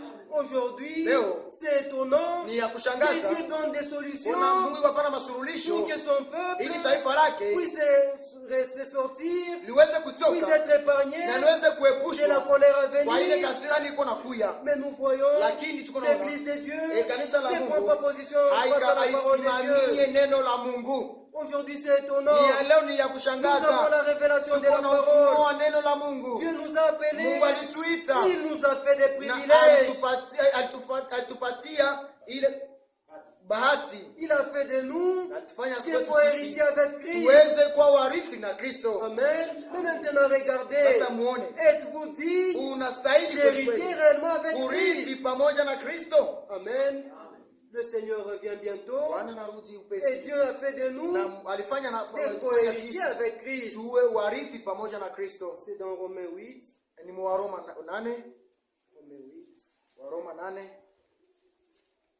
Au verset 17.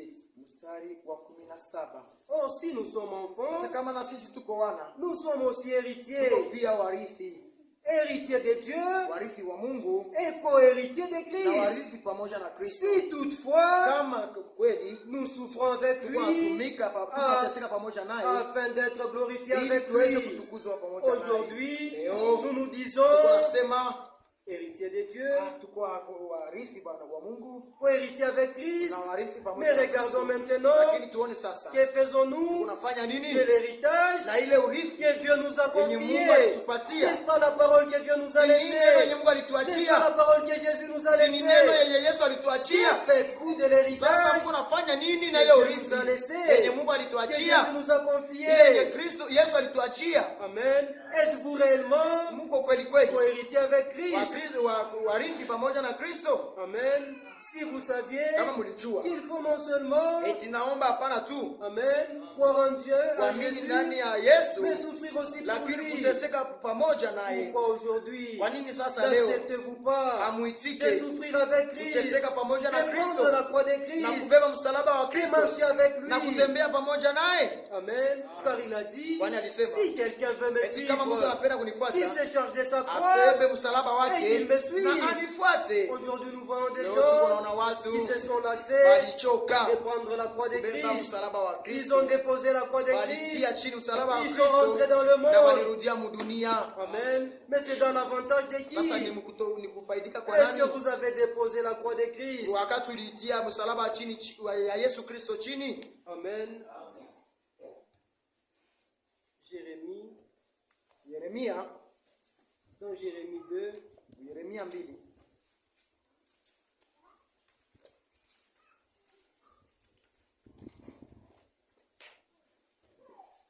Le verset 11. Y a-t-il une nation qui change ses dieux? Quoi qu'il ne soit pas des dieux. Amen.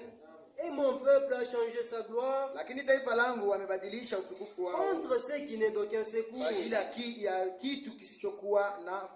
Amen. Ici nous voyons la parole de Dieu nous dit que les gens sont en train de changer la gloire de Dieu avec d'autres choses. Et par là nous remarquons que ce n'est que dans les affaires de Dieu où les gens sont négligents. Mais nous vous rappelons, frères, que lorsque vous êtes négligents, lorsque vous n'êtes pas sérieux, le diable, lui, il est sérieux. Et l'Écriture dit qu'il rôde autour de nous comme un lion rugissant, cherchant qui dévorer. Pensez-vous, frères et sœurs, que le diable, en emportant le monde, en séduisant les gens, il est en train de s'amuser. Ne voyez-vous pas combien sa puissance est en train d'agir dans le monde? Amen. Car aujourd'hui, c'est le diable qui domine sur le monde. Mais si vous êtes des dieux, l'Écriture dit, celui qui est en nous, n'est-ce pas qu'il est plus grand que celui qui est dans le monde? D'où vient que vous êtes dominé par le monde? Amen. Au verset 12. Cieux, soyez étonnés de cela. Frémissez d'épouvante et d'horreur, dit l'Éternel. Pourquoi cela? Car mon peuple a commis un double péché. Ils m'ont abandonné, moi qui suis une source d'eau vive. Amen. Pour se creuser des citernes crévassées qui ne retiennent pas de l'eau. Aujourd'hui nous voyons des gens qui abandonnent les voies de Dieu pour des choses futiles. Amen. Nous voyons des gens qui disent qu'ils sont rentrés dans le monde parce que dans notre église, dans votre église, donc vous ne vous souciez pas de moi. Quand j'étais endeuillé, vous n'êtes pas venu me voir. Frères et sœurs, est-ce qu'avons-nous cru en la parole de Dieu pour que nous puissions avoir du réconfort lorsque nous sommes en deuil?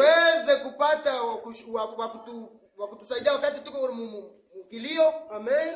Est-ce que nous avons cru pour que lorsque nous venons à Dieu, nous puissions avoir la nourriture, nous puissions avoir les vêtements? Non, frères et sœurs, nous avons cru premièrement, c'est pour la vie éternelle. Amen. N'oublions pas cela. Car mon peuple a commis un double péché. N'abandonnez pas Dieu. C'est auprès de Dieu qu'est la vie. Amen. Si vous saviez que Dieu, lui qui nous a aimés et qui nous appelle ce matin, lui qui est miséricordieux, il est aussi sévère. Lui qui est miséricordieux, un jour il sera juge. Amen. Qu'est-ce que nous faisons aujourd'hui de la parole de Dieu? Nous sommes nous retirés pour retourner dans le monde. Amen.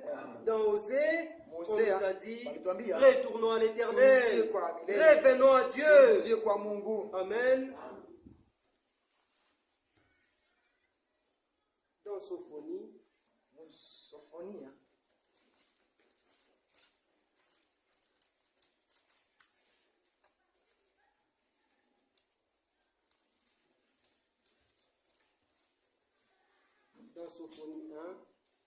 Sofonia moja au verset 7, mstari wa 7.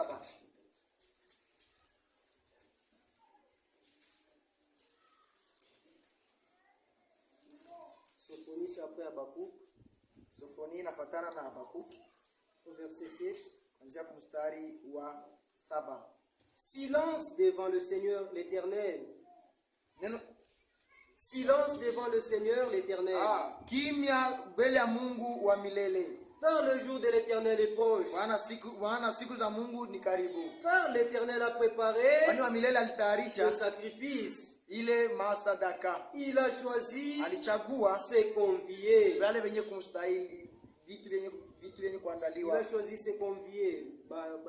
Wale wenye aliita. Amen. Aujourd'hui, nous disons que le Seigneur revient bientôt. Déjà, dans l'Ancien Testament, Sophonie avait prophétisé que le jour de l'Éternel est proche. Et que ce jour-là, Dieu a préparé un sacrifice. Il a même choisi ses conviés. Amen. Maintenant, Dieu, lui qui nous a appelés, qui a convié les gens, que faisons-nous de son invitation? Amen. Aujourd'hui, nous voyons des gens, Dieu est en train de les appeler, ils rejettent l'invitation. Mais si vous saviez qu'en rejetant l'invitation de Dieu, quoi que vous ayez en vous le libre arbitre, c'est le jugement qui va vous attendre. Parce que je ne vois pas comment vous serez sauvés en dehors de la parole de Dieu. Je ne vois pas comment vous allez épargner du jugement si ce n'est en vous réfugiant dans le corps de Christ. Amen. Sans l'assistance de Dieu, amen, personne d'entre nous ne pourra subsister devant lui. Amen. Dans Luc, la parabole des noces, Luc 14, le verset 15.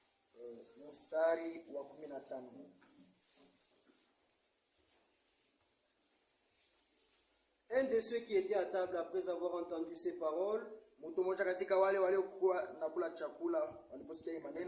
dit à Jésus, heureux celui qui prendra son repas dans le royaume de Dieu.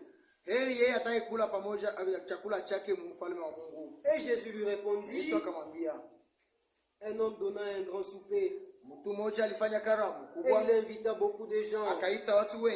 À l'heure du souper, il envoya son serviteur dire aux conviés, amen, venez, car tout est déjà prêt. Comme aujourd'hui nous aussi, nous vous disons, vous qui êtes conviés, car la parole dit, heureux les appelés au festin de l'os de l'agneau. Amen. Venez, car tout est déjà prêt. Mais tous unanimement se mirent à s'excuser. Le premier lui dit, j'ai acheté un champ et je suis obligé d'aller le voir.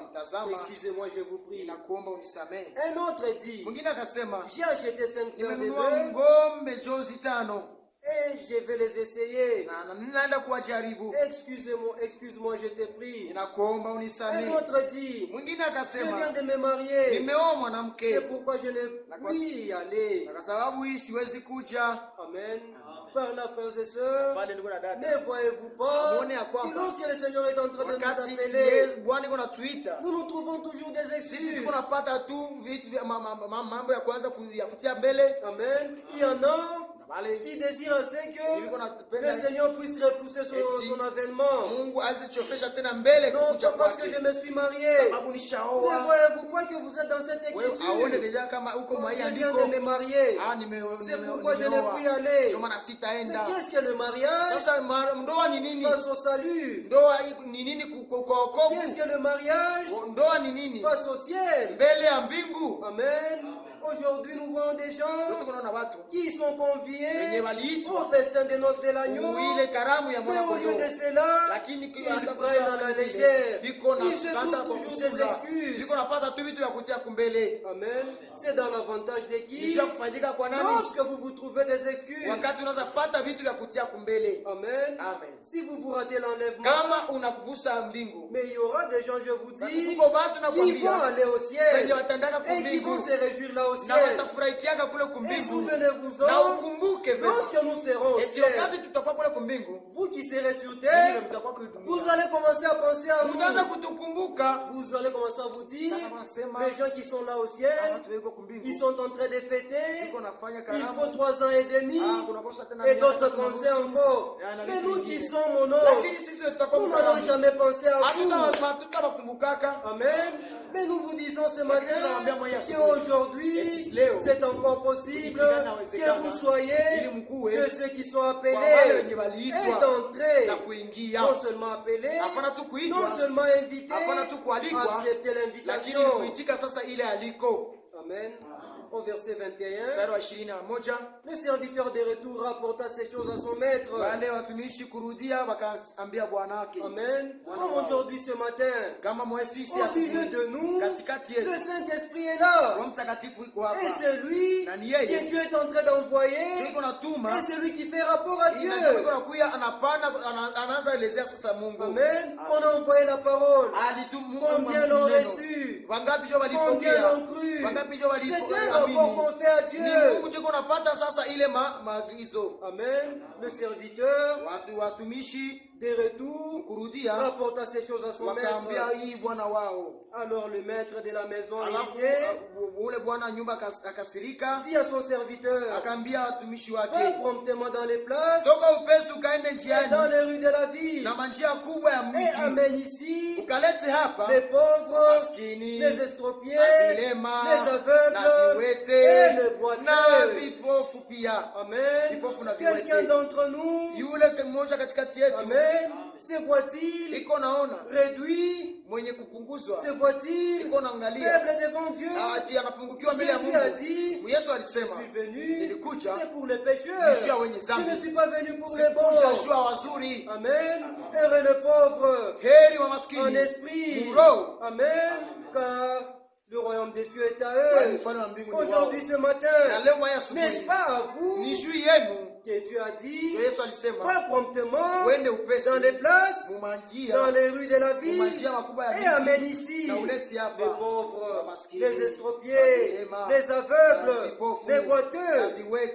Au verset 22, le serviteur dit, Maître, ce que tu as ordonné a été fait, et il y a encore de la place. Et vous verrez, dans Matthieu 22, verset 14, on dit qu'il y a beaucoup d'appelés, mais peu d'élus. Nous devons être de ceux qui sont les élus.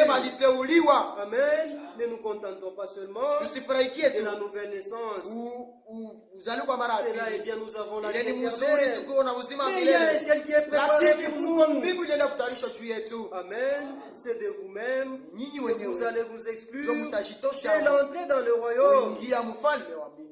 Et le maître dit au serviteur, va dans les chemins et le long des haies, et ceux que tu trouveras, contrains-les d'entrer, afin que ma maison soit remplie. Car je vous l'ai dit, aucun de ces hommes qui avait été invité ne goûtera de mon souper. Amen. Pendant que vous vous traînez les bras, sachez qu'il y a des gens qui sont en train de se hâter pour entrer dans le royaume de Dieu. Ils sont en train de se préparer. Ils sont en train de chercher le Saint-Esprit. Pourquoi? Parce qu'ils sont contraints. Amen. Si vous saviez que certains de ceux qui étaient les premiers seront les derniers, frère, il ne suffit pas de commencer la course. Ma soeur, il ne suffit pas de commencer la commencer la course, c'est bien, mais courir selon les règles, obéir à la parole de Dieu, et courir aussi ne suffit pas. On dit, courir, et que ceux qui courent, il y en a beaucoup qui courent, mais un seul remporte le prix. Amen. Si aujourd'hui, ce matin, vous saviez qu'il n'y a qu'un seul qui va remporter le prix, que chacun d'entre nous, soit c'est un seul là qui va remporter le prix. Amen. Dans notre foi, quand on dit c'est une personne qui ira au ciel, premièrement c'est moi qui irai au ciel. La foi est individuelle. Quand on dit une personne va aller au ciel, on ne parle pas du groupe, on parle à la personne qui ira au ciel. Amen. Si on dit ces deux personnes, dans notre foi, au milieu de ces deux personnes, je suis du nombre. Amen. Que nous puissions, frères et sœurs, ce matin, avoir en nous des certitudes que si le Seigneur revenait, nous serons participants à son avènement. Amen. Au verset 21, on a dit va promptement dans les places, dans les rues de la ville, et amène ici les pauvres, les estropiés, les aveugles et les boiteux. Et regardez dans Matthieu 20, le verset 28.